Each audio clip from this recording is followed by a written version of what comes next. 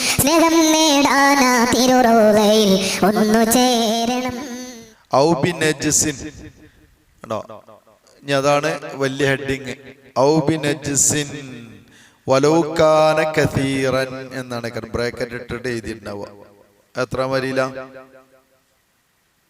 കണ്ടോ? സ്വാദികൾ കണ്ടോ? 7-ാം വരിയില്, 7-ാം വരിയില. അപ്പൊ നമ്മൾ പറഞ്ഞു, നല്ല ശ്രദ്ധിക്കട്ടെ, പിക്കാണ്.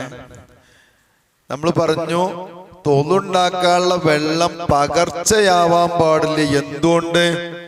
ശുദ്ധമായ സാധനം അലിഞ്ഞു ചേരുന്നത് കൊണ്ട് പകർച്ചയാവരുത്. ആ പകർച്ചയാവുകയാണെങ്കിൽ ചെറിയ പകർച്ചയാണെങ്കിൽ കുഴപ്പമുണ്ടാവൂല. ചട്ടിനി എന്നൊക്കെ പറയാൻ മാത്രം ഇങ്ങോട്ട് രുചിയും മണവും നിറവൊക്കെ മാറിപ്പോയാ പോയി. ഇനി അതേപോലെ തന്നെ ഈ വെള്ളം നജസ് കൊണ്ടും പകർച്ചയാവാം. നല്ല ശ്രദ്ധിക്കണം. നജസ് കൊണ്ട് പകർച്ചയാവണോടത്ത് അല്പ പകർച്ച മതീന. അതായത് ഇപ്പൊ നമ്മളെ കിണറ്റില് പൂച്ചാണ് ചാടിയാണ് ചത്തു.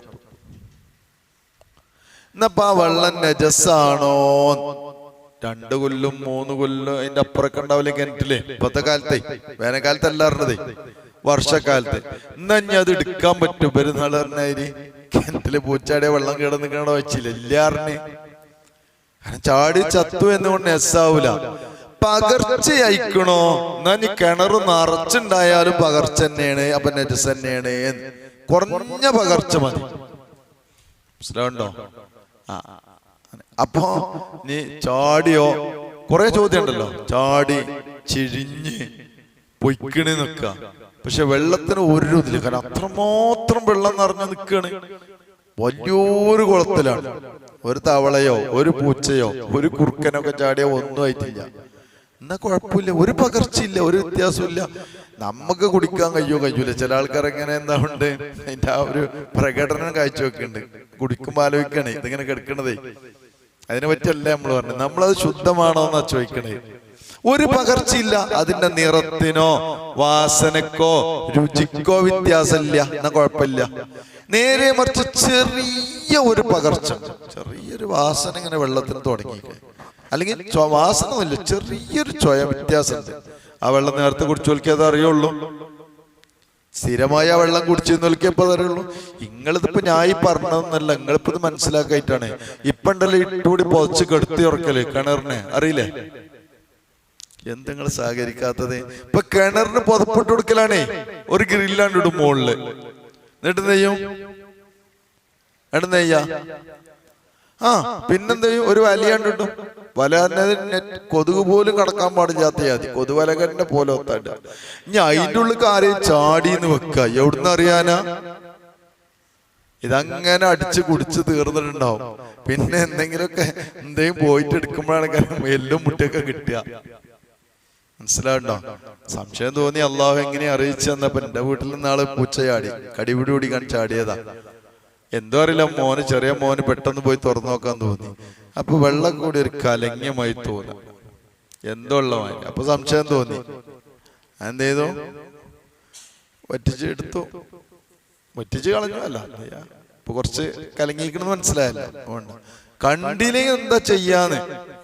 കണ്ടില്ലെങ്കിൽ എന്താ ചെയ്യാ? പല ആൾക്കാരും പറഞ്ഞ് ഞാൻ കേട്ടിക്കണേ, അത് ഇതിന്റെ അടി കൂടി ഇങ്ങനെ ഓരോന്നിങ്ങനെ വരണേ. അപ്പൊ തുവലൊക്കെയാണെന്ന് വിചാരിച്ച് സംഗീത പോലെ തന്നെയാണ്. ആരുതാ അയക്ക് വീണ സാധനം തന്നെയാണ്. ഇതറിയാതെ പോയിട്ടുണ്ടോ? ചൊയ മാറ്റില്ല. ഞാൻ എന്താ കാട്ടണേ? കുഴപ്പമില്ല, ചൊയ മാറ്റൊന്നും ഇല്ലല്ലോ. ചൊയല്ല, പിന്നെ വാസന ഇല്ല, നിറം മാറിയിട്ടില്ല, പിന്നെന്താ? അപ്പൊ പകർച്ച ഉണ്ടായിട്ടില്ല. ഇനി പകർച്ച ഉണ്ടായി എന്നാ ഇനിയിപ്പോ 2 കൊല്ലത്തിൽ കുറയണോ? അങ്ങനെയില്ല. 2 കൊല്ലത്തിൽ കുറച്ച് വെള്ളമായാലും വേണ്ടില്ല, 2 കൊല്ലത്തിൽ കൂടുതലായാലും വെള്ള, കിണറ് നിറച്ചുണ്ടായാലും വെള്ളം. നജസ് വീണ് പകർച്ചയായോ? എന്നാൽ ആ വെള്ളം നജസ് തന്നെയാണ്. ഇനി അത് ശുദ്ധമാക്കാനുള്ള വഴി എന്താണ് എന്നാണ്. ഇപ്പൊ നമ്മളെ കിണറ്റില് ഒരു 5 കോല് വെള്ളമുണ്ട്. അതിലാണ് എന്ത് ചെയ്ത് പൂച്ച ചാടി അങ്ങനെ അത്ത് വെള്ളം ഇതായി വാസനിക്കൽ തുടങ്ങി. ഇന്ന് ഞാൻ എന്താ ചെയ്യാൻ? കിണർ മാറ്റി കളക്കല. ഇനി ശുദ്ധമാക്കാനുള്ള വഴി ഏതാ? ഒന്നുകിൽ കുറച്ച് വെള്ളം കെട്ട് വറ്റിച്ചെടുക്കുക, അല്ലെങ്കിൽ കുറച്ച് വെള്ളം കൂടി അയക്കാണ് കൂട്ടി അടിച്ചെടുക്കുക. ഒരു കിണർ അതിന്റെ അപ്പുറത്തുണ്ട്. വർഷക്കാലല്ലേ, ഇത് കണ്ട് അടിച്ച് നിറച്ചു കൊടുക്കണം. നിറച്ചുകൊടുത്ത ആ വാസന അതിന്റെ പോയിക്കണേ, പിന്നെ വെള്ളത്തിനും പ്രശ്നമില്ല. എന്നാ പ്രശ്നമില്ല, തീർന്നു. അല്ലെങ്കിൽ അതൊന്നും ചെയ്തില്ല, കുറച്ച് ദിവസം എന്ത് ചെയ്തു, അയൽവാസി കണ്ടു കുടിച്ചു. ഉടനെ പോയി നോക്കുമ്പോ എന്തുണ്ട്, ആ വെള്ളത്തിനൊരു കുഴപ്പമില്ല. ഇതൊക്കെ ഇനി പറയണ്ടേ, പക്ഷെ അത് എവിടെ പറയാൻ പറ്റാറില്ല, നോക്കാം.